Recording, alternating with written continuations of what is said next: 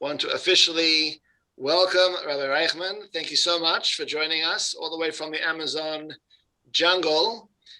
And I've lost you again. Let me see. Connecting. What country is the Amazon River in? Many countries, but we're talking. You're talking to Brazil. Brazil. Thank you. Sure. Are you any relation to Rabbi Reichman, who used to be in Milwaukee? Nope, I don't think so. Well, okay, so what I'm going to do is, so that everyone can benefit the most, I'm going to be putting everybody on mute. So everyone to say, I'm sure everyone will have questions, but save your questions to the end. We're going to have some time for questions at the end. And so we can allow Rabbi Reichman to talk uninterrupted, and we can enjoy and learn a lot from his presentation. Thank you so much, Rabbi Reichman, whenever you're ready. Okay, thank you so much. I'm going to try to leave the questions, if you could hold back all the way to the end of the presentation, I appreciate it. There's many questions. And let's get started. It's really an honor to be speaking to Chicago. I had a dream as a kid to go to an overnight camp in Chicago. I had a friend that went there, and unfortunately that dream didn't come to fruition. The camp stopped functioning, and by the time I was ready to go on a new adventure, I decided I had to go somewhere really far. I'm originally from Houston, Texas, and I decided I had to go to Brazil, the Amazon. So welcome for this experience. I hope you guys enjoy it, and I appreciate the Mivtza campaign and the rabbis over there. I really appreciate for everything that you've done and this opportunity. Get ready. If you have a cup of water with you, great. You're going to need it because it's over 100 degrees over here. Let's get started. So the first part is, I wonder, how did the Jews ever come to Brazil to begin with? So originally they came in the late 1500s. They left from Holland and they came to Recife, Pernambuco. And the reason that they went over there, because they were in search, number one, a chance to be able to practice your own religion, a little bit more freedom, and a chance to make some money. In Recife, if you know, Brazil is very, very popular for sugar. They have the sugar cane. It's a big industry. Coca-Cola is made from sugar. That's why a lot of the Coke that you get for Kosher LePesach comes from Brazil. So the Jews came all the way to Recife, and they created a synagogue and a rabbi. Where there's business, there have to have community, and they created this community. This is a synagogue, Kahal Tzur Yisrael. Over there, there's actually a mikveh, and it's a museum till today. But unfortunately, the Dutch had a war with England, and it wasn't so good, and they had to leave. And they left from Recife, and they ended up going to New Amsterdam, and they opened up and created Manhattan. So that's where the first Jews originally came there. Unfortunately, that group of Jews that ended up coming, almost none of them remained.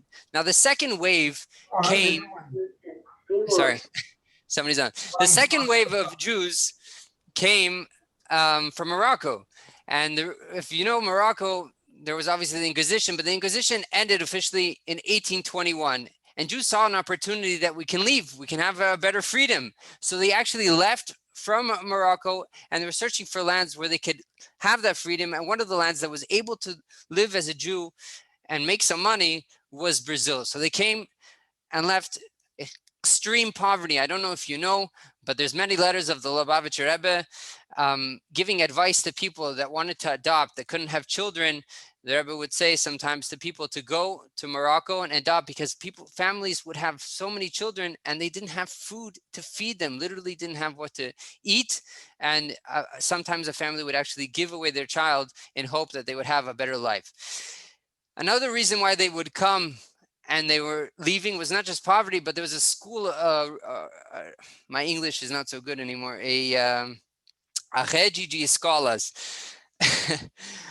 a chain of schools called the Alliance Française, and it opened up the vision of a small boy living in the middle of the desert in Morocco to be open up. There's a chance, there's other lands out there. Maybe I can make some more money. And they would take this opportunity going there. Another reason that they came to Brazil was because there was a new constitution, and the new constitution allowed for religious freedom, and that's a good reason to leave when you can't live freely as a Jew. And obviously, you know, when you have a chance to live a better life after what you've been living through so many years, it's an opportunity you have to jump on. And that's exactly why they came. My wife's grandmother came here in 1925. I'm sorry, she came here before that. Her parents came before that. She was actually born in the Amazon. My wife is from another city called Belém. Today you're speaking to Manaus. But one of the reasons that they saw that there's an opportunity to make so much money was because of this tree over here. This is a tree. It's called a latex tree, or the rubber tree. And this is where rubber for shoes, rubber for wheels, everything started from this tree. And this was the boom. People were making millions in investing here. A lot of Jews came, saw this as an opportunity.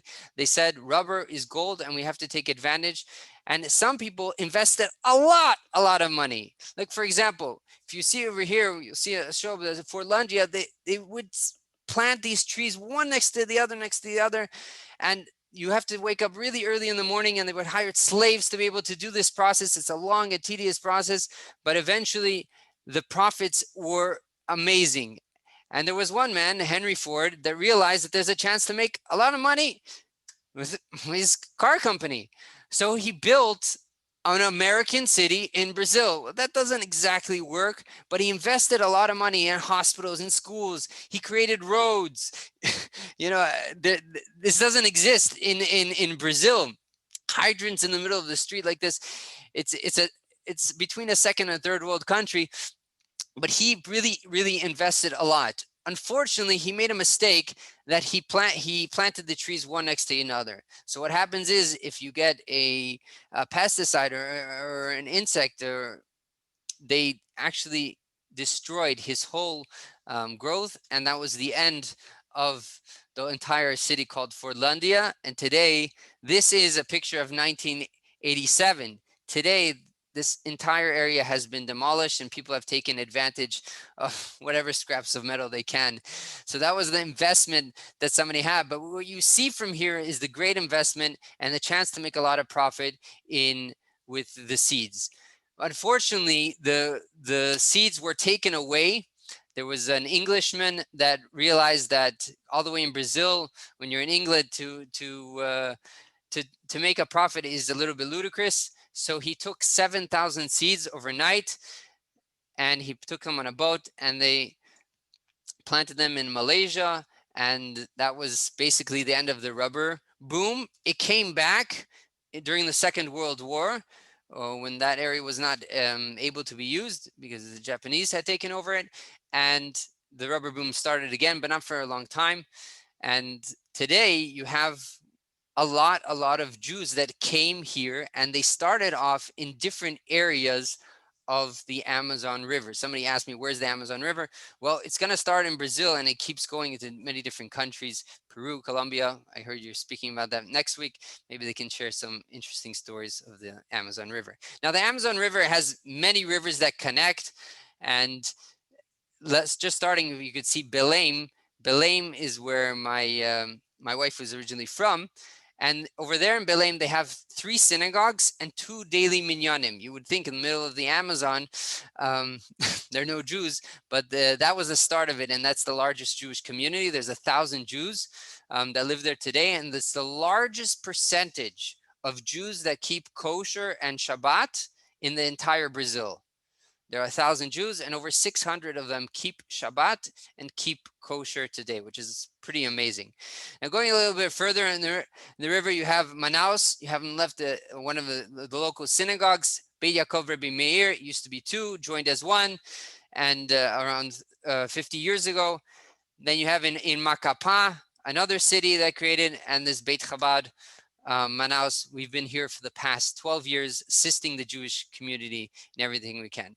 Being that you see that the Jews would come, and the rubber is a tree, so it's not, the profit is not in the city. So once an area was, so to speak, excavated or explored, they had to keep on traveling, and that's how Jews spread out. All these red dots are different areas where they're Jews. The Jews would flow and go all the way to Iquitos in Peru. And that's how there's a Jewish cemetery. You can see, I don't know if you could see it, from 1842, 1915. We're talking many, many years ago. In Maués, I traveled trying to visit to try to discover, are there more Jews living here? There are many people with Jewish last names, but not actual Jews. And I don't know if you know, the reason is because the families would actually send the males to go out there to make the money. The females would remain taking care of the family and supporting locally.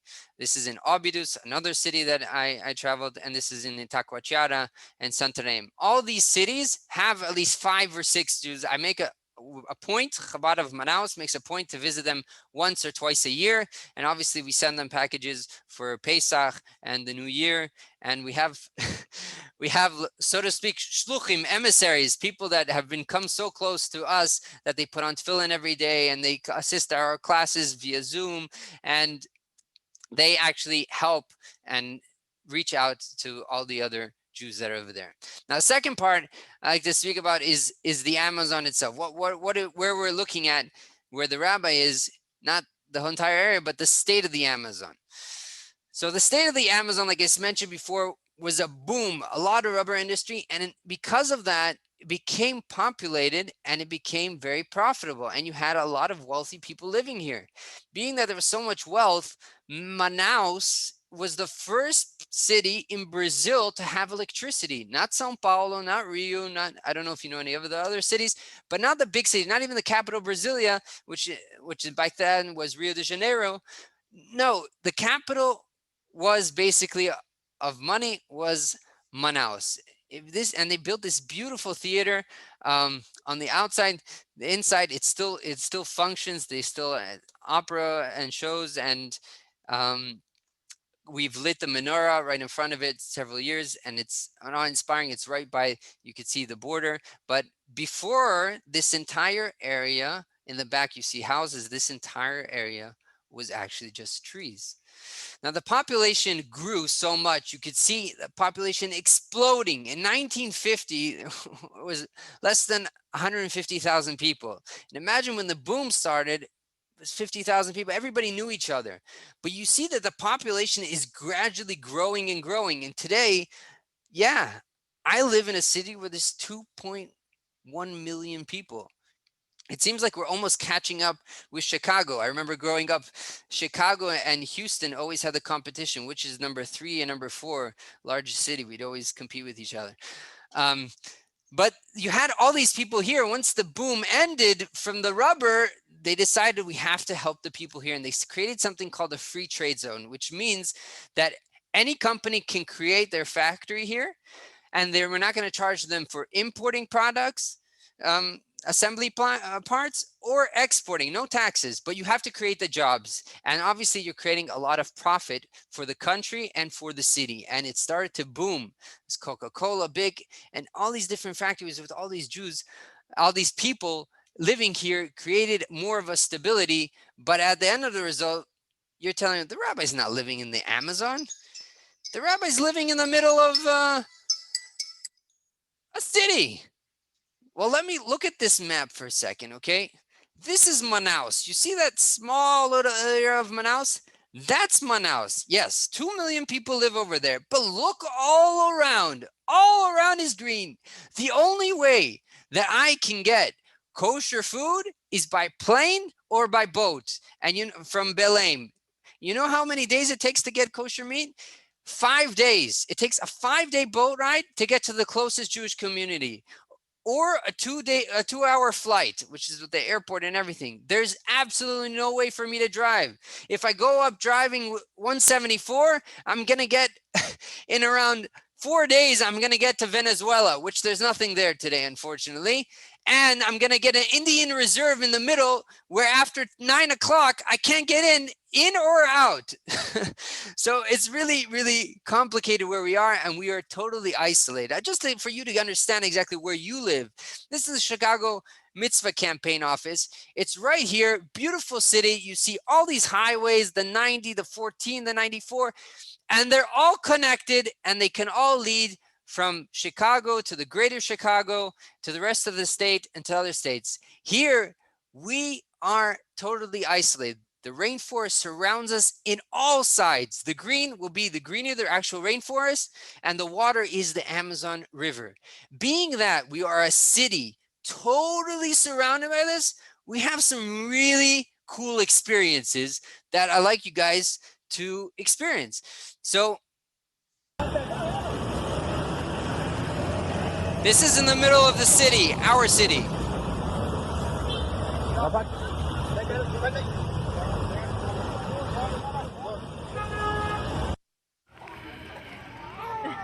Aqui tem um monte de sanduíche.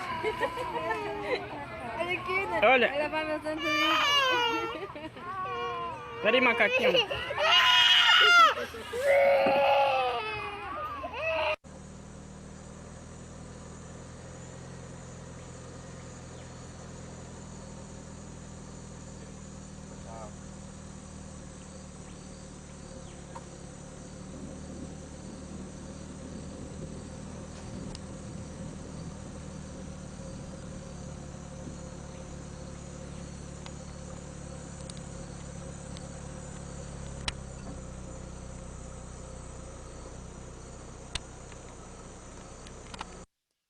Tamanho da sucuri no barramento.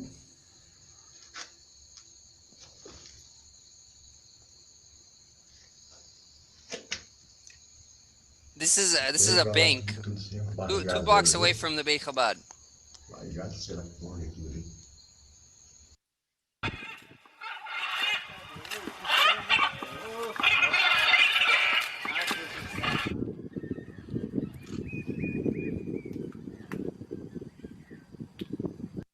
Ei, rapaz, o moleque dá um lance por trás. Eu tô filmando. Caralho, moleque é grande, velho. Ó. Eita, porra. Vai rasgar, ele vai rasgar.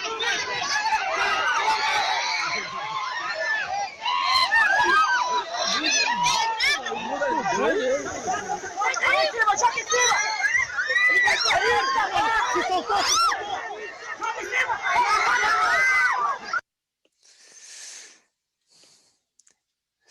I hope you guys are okay and not scared of wild animals. But unfortunately, this is an experience that we have all the time. We have these birds that come and on these snakes all the time, wherever we are, because we are totally surrounded by the Amazon. These are the experiences we have daily. Now let's go on to the Jewish part of it, and I hope you enjoy this part of it. So there's a famous rabbi, Rabbi Shalom Emanuel Muyal, that when he passed away, he was the last rabbi to come here. Since he passed away, there's never been a rabbi together with his family. We were the first ones. It's been 100 years. It's a long, long time. And he passed away. And at the time, there was no Chevra Kadisha. There was no Jewish cemetery. So they put him in a non-Jewish cemetery. And after he passed away, there was a lady that took care of him. And she took whatever he had left in the house, and he had saved the oil from the menorah, the Chanukiah. And people would come ask for blessings for him, and he wasn't there anymore, but she remembered some of the prayers that he would tell them or advice, and she took the oil and she would smear it on people if they had pains here or heart issues, and they'd get cured. And because of that, he became very popular, that people started to go to his gravesite and started praying. So there actually are plaques all around on his gravesite, and people saying, thank you for praying for me. And it's a popular tourist site to visit. And I make an effort to pray at his burial at least once a month, because I can't go to the Rebbe. But it's an amazing experience when you have somebody, you're praying at the tombstone of a rabbi that came here to do exactly what I'm doing, what we're doing over here, trying to help the Jewish community. And that's exactly why he sent. And what really makes the spin on the whole story is that his wife was pregnant and she didn't come with him because she couldn't, whenever on the boat ride, it would be dangerous. And she stayed, and she didn't know that he had passed away until 8 years later, which is really mind-boggling. She remarried eventually, and her grandchildren came to visit several times.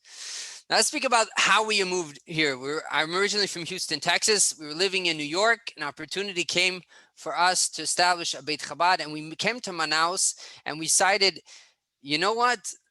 If nobody moves here, if we don't move here, nobody's going to move here.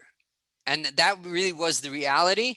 The community has been here for so long, and nobody moved here. So we realized that we have this opportunity to help. And what really helped us was a video of the Rebbe when the Rebbe speaks about the Peace Corps.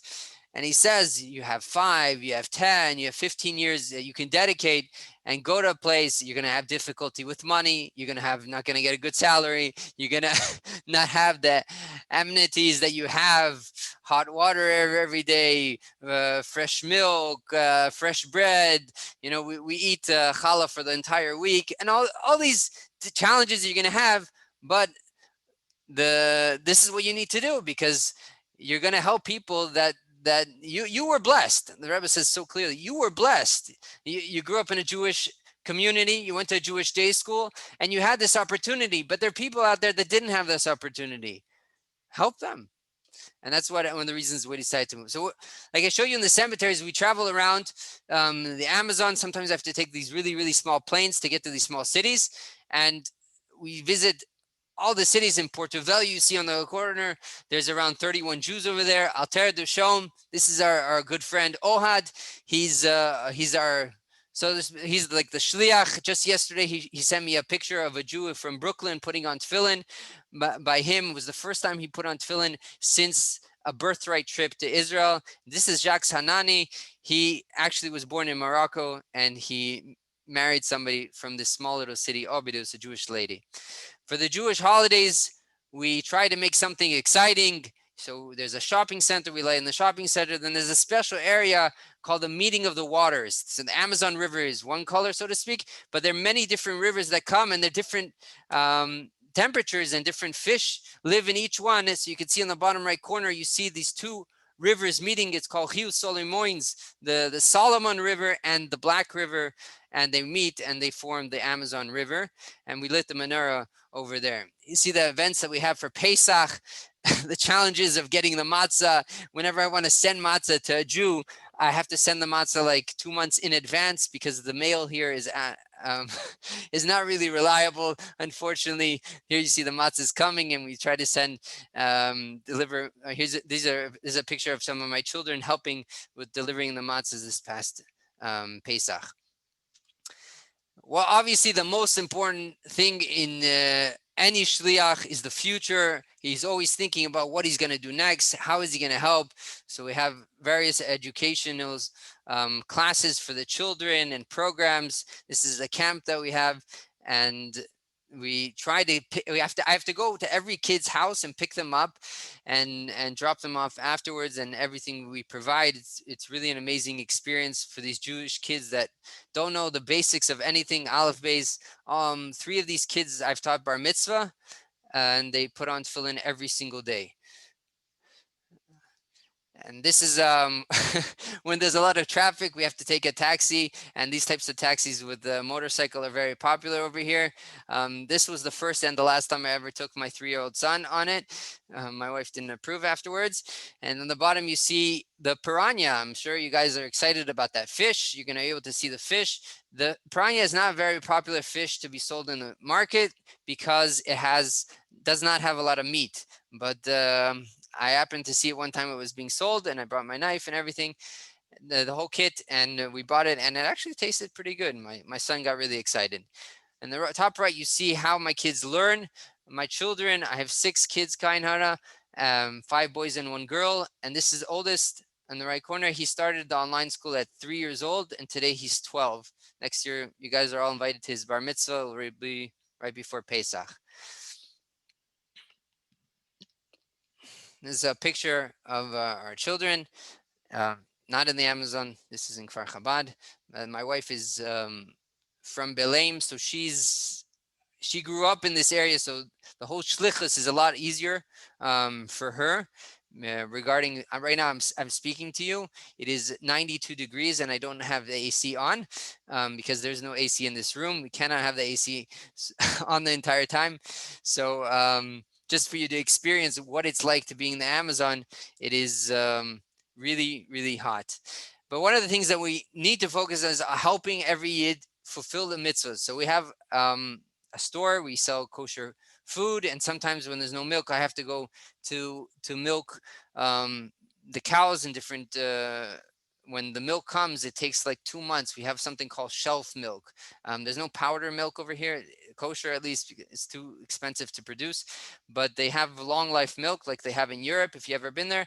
And sometimes there's like a break where we don't have the milk, and that's when I have to go out and milk the cows. Here you see we have somebody that makes kosher pizza for us, and Baruch Hashem, somebody that used to own a kosher restaurant in Israel decided to move here by divine providence, and he's able to make some of the kosher pizza that you guys have in Chicago, we have over here. Every Jew needs to keep on growing. Every mitzvah a Jew does is a connection to Hashem. So we have obviously many different mitzvahs that we do. There's some Jews that never had the opportunity to be circumcised, to have a bris milah. So we brought in a moil all the way to the Amazon, and he circumcised Jews that were 17 years old, 39 years old, 41 years old, all different ages that unfortunately because of intermarriage, because the father wasn't Jewish and the mother was, there was a little bit of conflict when it came to that issue, and they weren't able to decide, or the community banned them for whatever reason. They thought that was a reason that you could bring the Jews closer, and they didn't circumcise the children. So here we're giving opportunity, and we've already circumcised more than 10 Jews. You see the Rio Amazon mikvah. We do not have a mikvah over here, a kosher mikvah, and the women have to travel, and the price of tickets, and sometimes it's a real challenge. Like in the pandemic, my wife and a couple of other women did not travel, and that was a big challenge, but slowly they're starting to travel again, and every mitzvah that we do is more exciting. But what the tradition of many people they have, especially Sephardim, that the center of Judaism is the synagogue. And if the synagogue doesn't do much or isn't active, like right now, for example, in the time of COVID, then you have to teach them to be able to do at their house and to do things in their homes. And that's where the real center of Judaism. It's not just the synagogue, it's really in your home. That's where it all starts. So we give challah, and we teach how to make challah, and women would take the challah and they would bake the challah afterwards in their own houses. This is what we do a couple times a year. We obviously visit people in their houses. This lady on the top, she lived to be 104. I hope all of you reach and pass that. God willing, we teach the kids through the camps. We teach the kids the importance of different mitzvahs. Bikur Cholim, visiting the sick, is one of the mitzvahs. There's a day in Brazil, it's called the Children Day. It's a little interesting, but it's actually a holiday, and people give toys. It's like it's not the end of the year, and people actually give toys. So we have our kids give their other older toys or even newer toys, and a couple of stores that have that sell different products, they give through us, and we deliver the toys. We print an art calendar. I grew up in Texas, and I grew up with having a Jewish calendar, and I thought I need to have a Jewish calendar with the times and everything, so that I can know when is the candle lighting times, when is the holiday, and I could teach people that way. So I decided to print a Jewish calendar. These are all Jewish Brazilian artists. We print it from scratch. It's a lot of work, and we send it throughout the entire Brazil. We print over 8,000. And even though the community over here is less than 500, we print it to the bigger communities, and because we know that it's important for us, and it's certainly important for them. We also have many classes online. We have a daily video that we produce, and classes via Zoom. This way before the pandemic hit. There's special events that really touched. a couple years ago, we wrote a Sefer Torah here. It was the first Sefer Torah that was ever written. We had a big concern is we want people to marry Jews. So in order to make Jews marry each other, you have to give them the opportunity. You can't just tell them. So we created a piggy shop. We closed a hotel, a 5-star hotel, a floating hotel in the middle of the Amazon rainforest, and over 50 singles from the entire South America came. Tobago and the Turks, some lady came from there, and different countries, Paraguay, Uruguay, Brazil, Argentina, and Colombia. They all came for this event, and it was a good experience. The Jewish wedding, there was this one Jew named Yuri Faber. He traveled, he looked around and he saw everybody around me assimilated. All my uncles married out, and I'm the only one that has this name Abekassis, which is his Jewish last name. He said, if I intermarry out, then that's it. There aren't going to be any more Jewish Abekassis. And he decided he made a decision that he's going to marry a Jew, and he went to America. He dated one Jewess, then another Jewess, and then another Jewess. Finally, he decided he's getting married, and Baruch Hashem, just 2 years ago, he had a baby boy, Noah, and he's doing well. Then the couple of Jews went to a yeshiva in the Amazon in Rio de Janeiro, and we took them back to experience a Shabbaton after 30 years, which was really cool. I'd like to share with you a couple amazing Amazon encounters, and I hope you guys enjoy. Hello? Oh my gosh. I'm sorry this is happening now.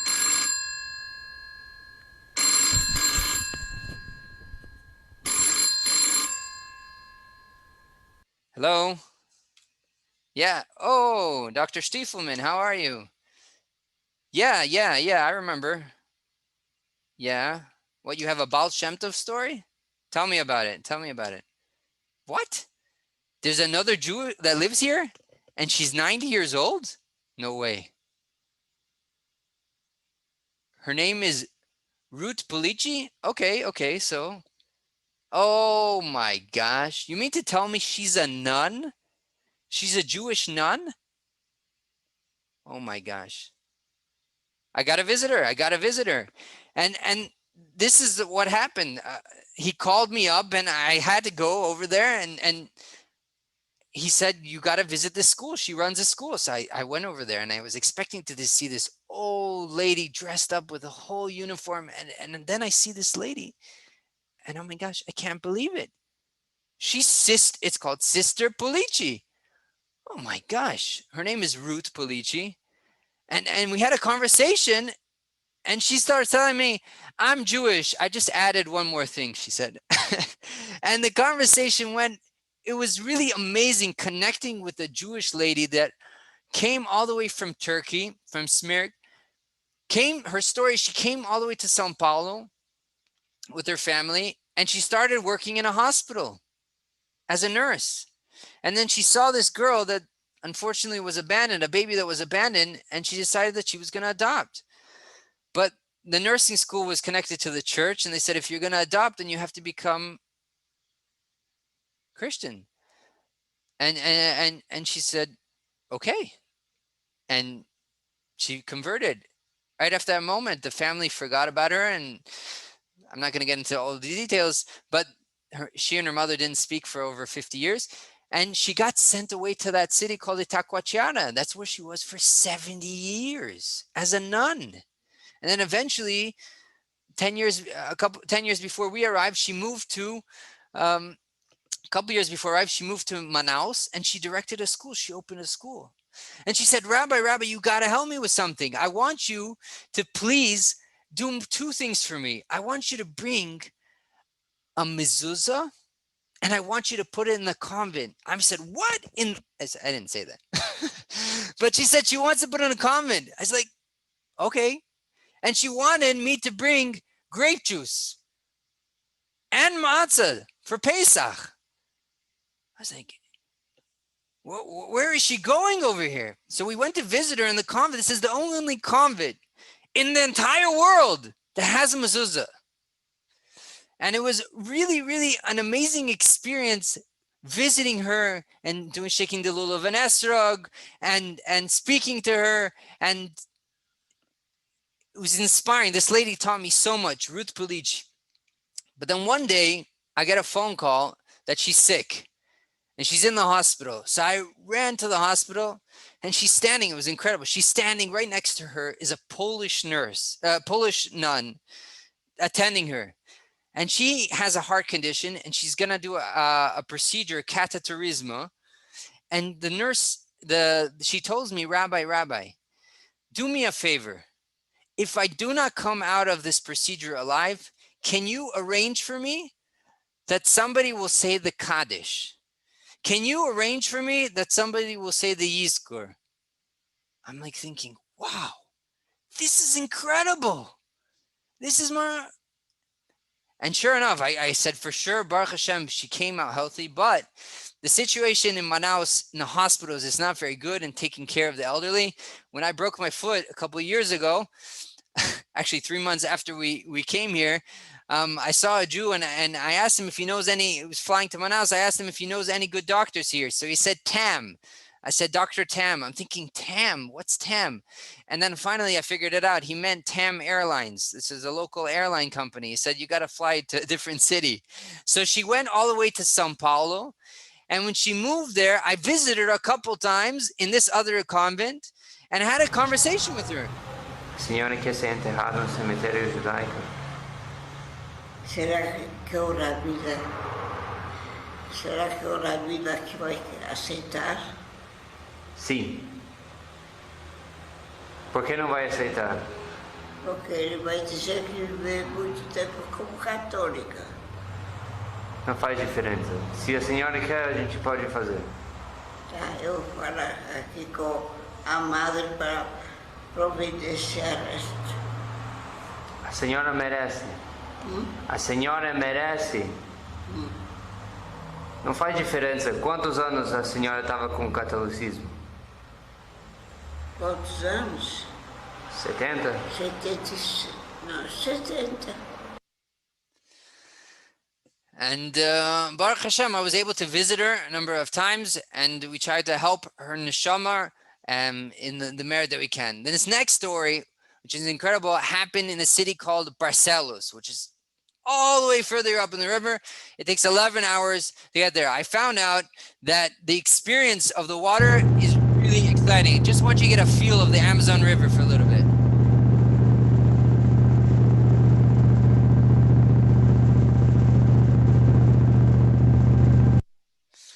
All right. That's what I experienced for 11 hours. I hope that calmed you down and got ready for this. This is where I ended up staying. We had chickens over there. There's a family called Katz. Katz, I'm sure you guys know a lot of Katz.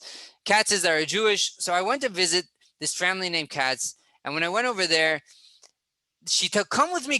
Let me show you something incredible. And she said, we're Jewish. And she took me to show me this Chanukiah. She said, look, this is ours. This is what we light. And I taught them whatever I could during my 3-day stay over there. There was no way I could go in and out because of the boat rides and there are no flights. And I dive in there. I brought my own pots and pans. I brought our own vegetable. And it was a really, really amazing experience. But I had something that was a little bit eerie. It was a little bit weird.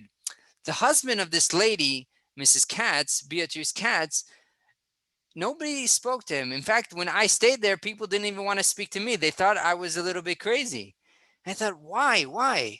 So they told me, you got to see 60 Minutes. Type in his name. His name is Tatunka.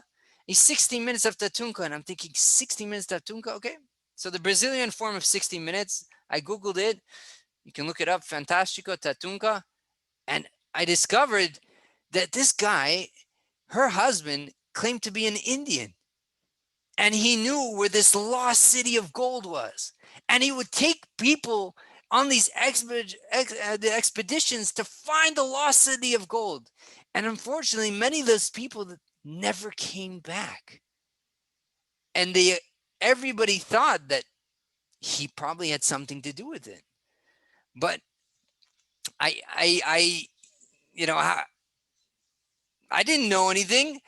But then And maybe it's just the Brazilian media that's probably creating this whole story. But then Facebook. For decades, explorers have been searching South America for the existence of a lost city called Acacor. Tales of a lost city of gold lured adventurers to their deaths. John Reed, Christine Hoysa, and Herbert Vanna, each one ventured into this region and never returned. So when I discovered that it's real, he was the guy that took them, I also got petrified. I felt bad. When I was there, she told me he claims he's an Indian and he knows where this lost city of gold is. But you know what? She told me that she actually lived with the Indians. She lived together with the Indians for a number of years. But when her daughter was born, she felt it was a little bit dangerous and they actually moved to the city. But he continued taking people on these expeditions. And I was staying there. I stayed where this actual story, and this Indian gold researcher is actually married to a Jew. And that was another amazing experience. I just like to share one more experience with you, some incredible event that we did. And I hope you enjoy the Amazon experience, a little bit of the taste of it. And I hope you guys come and visit us.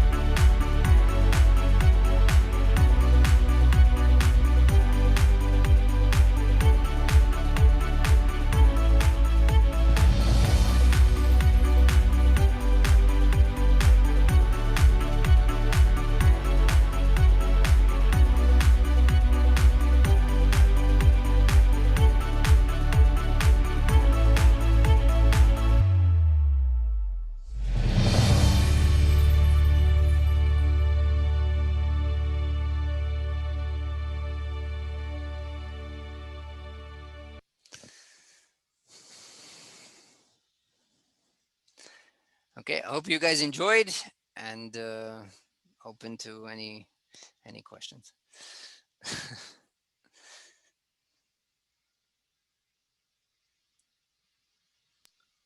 Wow, Rabbi, that was truly amazing. And we're so grateful that you must have taken a tremendous amount of work to put that together. And by the way, when you were conducting that phone call with with the doctor in the middle, that was, you had me going there for a minute. So that was good. So yeah, we're going to throw it open for questions. You covered so much in your presentation that, as I was thinking of questions as we were going, you answered a lot of them. I guess one thing you did not address, and which we always like to ask about, is about what is the relationship like between the Jews of Manaus and the Gentile population? Do you have any connection with the government? Is there support for what you do? Is there anti-Semitism? Is there respect? You did say something about the rabbi who's buried in the cemetery, but in general, what is it like with the relationship with the Gentiles? All right, excellent question. It's interesting that you mentioned it. I just got a message from different cities in Brazil saying that there's going to be a protest against Israel right now. And there are a bunch of cities, big important cities, but Manaus is not there. I guess because there are obviously Arabs and there are Gentiles, but there's not so much anti-Semitism. I believe wherever I go, they say, they call me a holy man. There are some Jews in important positions in the government. Just last week, I met a senator, not Jewish, but senator, and we were trying to meet and create a bridge between the government, because we can help them. We do not receive any financial assistance, but it's a means, obviously, that we can help them through the Sheva Mitzvahs B'nai Noach, the 7 Noahide laws, and just having a connection. I realized that when you speak to these people of power, so to speak, they really appreciate what to have a friendship with somebody that's connected and first of all, dedicated his life to something that's not just making money. And they really appreciate the knowledge that you have to give.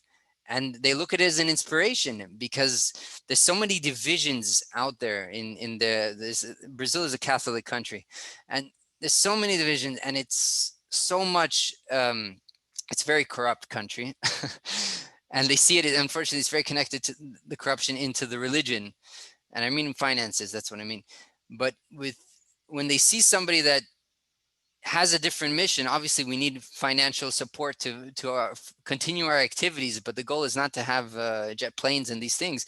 They look at us with inspiration and admiration. And that's what I found with every government official that we've met. And we're starting next week. I have another meeting, and I believe they have a lot of respect for us. Thank you. Let's have questions from everybody else. If you're on the computer, you can just unmute yourself and jump in with a question. If you're on the phone, you can unmute yourself by pressing star and then 6. First of all, I'd like to thank you. That was an excellent presentation. And as the rabbi said, it must have been a lot of work. I'm curious how your adjustment was. Your wife is from there, but you're not. How was your adjustment there? And what is it like for your children? Who do they play with, et cetera, in a place like that? I really appreciate that question. That was a very, very good question. I'm still adjusting. But you asked something which was incredible. 2 weeks ago, I write an article every week. And one of the articles I had to interview was a couple of Holocaust survivors. And one of the Holocaust survivors told me that he was a child during the Holocaust, and he didn't realize what was going on and what happened till years later, once he left Romania and he came to America. When you're in it, you don't really realize what you're missing, so to speak. And you don't. And our kids, Baruch Hashem, they learn in the online school and they enjoy it, and they play with the neighbors. We have Sunday activities and the camp, but it's very important that they have like friends. And yes, they have online friends, but that's not real.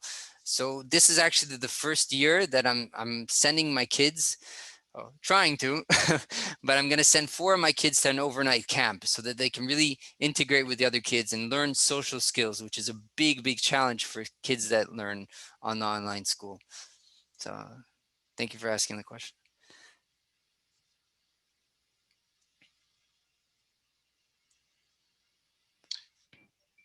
Any other questions? Yes, I have another question.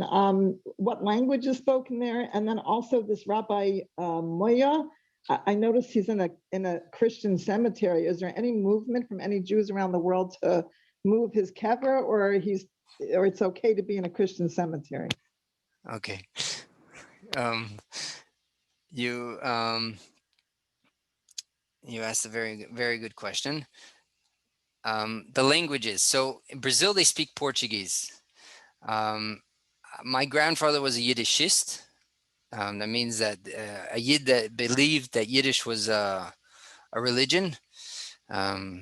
He was actually the representative for Israel in Brazil.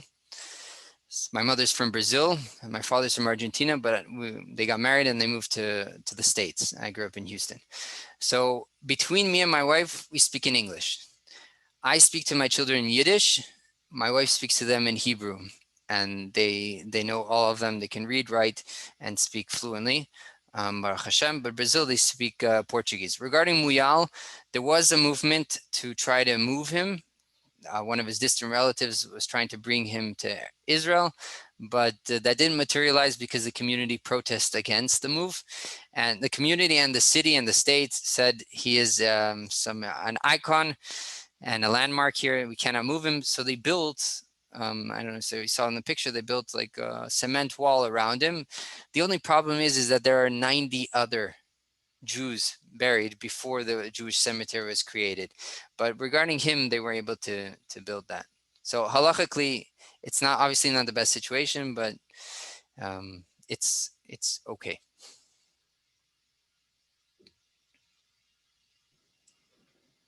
How has COVID affected your city? You seem to be somewhat isolated there. Well, I'm sure you accompanied the what was going on with the oxygen crisis. Yeah, it's very sad. We've lost 4 Jews, and when you have a community of less than 500 and you lose 4 Jews, that's like 4 worlds. I mean, every Jew is a world, but every person is a world. But it's a lot. It's a lot, and these are people that I would have classes with. Every week. They would come every Shabbos whenever we had activities, and they were people that would support. And they weren't old, 56, 51, 70. And it affected many people. People are afraid. Some people are still afraid. We don't have the confidence in the vaccine as much as they have in the US.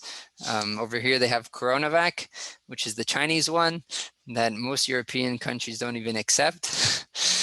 But it affected a lot.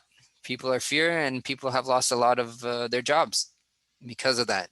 We've created a kollel where people come to the classes and they receive a small stipend as a form to assist them in a more humanistic manner, not just a handout that people feel that they're getting. Here, they feel like they're getting something for attending something. Before COVID, were you able to have a minyan for services? Yeah, so yeah, we had a minyanim on Shabbos, on Shabbosim, and every time there's somebody that has to say Kaddish, we would arrange a minyanim. Yeah. I have a question. Sure. In regard to climate change and the Amazon and the big business with the cutting down trees, oil, gas, Yeah. What's the question? You want my opinion? I guess, does it affect your area? Okay, the only thing I could tell you is that the weather in Manaus, okay, changed from 1970 till now 3 degrees Celsius. Okay, it's changes 3 degrees Celsius. The average temperature is 28 degrees. It's 84 degrees. That's it, the whole year round. We don't have winter. We have the rainy season and the hot season. 84 degrees is like the minimum. The minimum of minimums will be 76. It's never been less than 76 in the entire 12 years that I've been here. The most it will reach is 104 degrees with 100% humidity. Now that temperature gets hotter and hotter because obviously more trees and they're cutting out but Amazon is the Amazon state is one of the most strictest, and they have in cutting down. There are other states that are still considered in the Amazon region, like Pará and Peru. They have because the Amazon is huge. You're talking to the Amazon state, but which is the largest state, the second largest in the Americas. I don't know if you guys know that. The largest is Alaska. We're number 2. Good for us. But it affects the weather, so does for sure. And the days where there are large forest fires, we have the smoke come in and it comes into the houses via the air conditioning or via anywhere, and it's hard to breathe. But those days that we cannot breathe and we have really big challenges, I'm asthmatic, and it's maybe once or twice a year. So it does happen, the forest fires, but you do feel the change, yes.